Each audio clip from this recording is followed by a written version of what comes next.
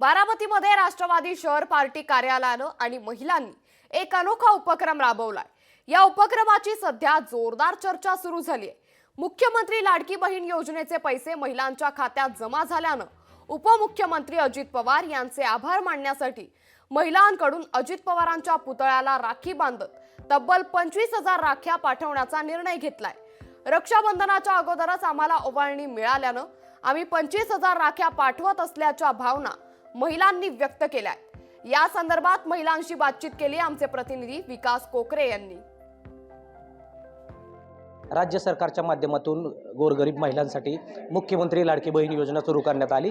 15 ऑगस्टच्या अगोदरच हे पैसे महिलांच्या खात्यामध्ये जमा झालेले आहेत आणि यामुळे राज्य सरकारच्या आणि विशेषतः राज्याचे उपमुख्यमंत्री अजित पवार यांचा आभार मानण्यासाठी त्यांचं कौतुक करण्यासाठी बारामतीतल्या महिलांनी राष्ट्रवादी पार्टी कार्यालयाने एक अनोखा उपक्रम राबवलाय। नेमका हा उपक्रम काय आहे आपण त्यांच्याकडून जाणून घेऊ। आज बारामती शहरातील हजारो महिलांच्या खात्यावरती 3,000 रुपये 2 महिन्याचे 3,000 रुपये जमा झालेले आहेत।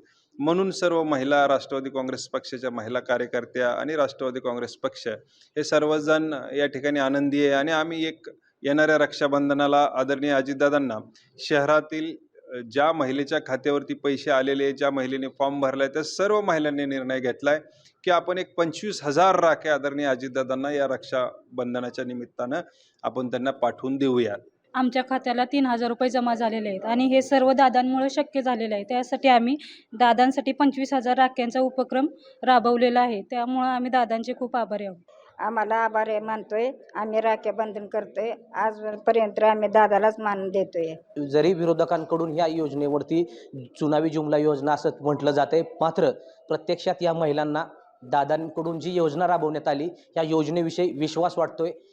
हे सरकार पुढे राहील किंवा नाही राहील येणाऱ्या कालावधीमध्ये मात्र या महिलांकडून ही योजना पुढेच अशी चालू राहील असा विश्वास त्यांच्याकडून व्यक्त केला जातोय। विकास कोकरे, लोकशाही मराठी, बारामती। लोकशाही मराठी ऐका, पहा, जागरूक रहा।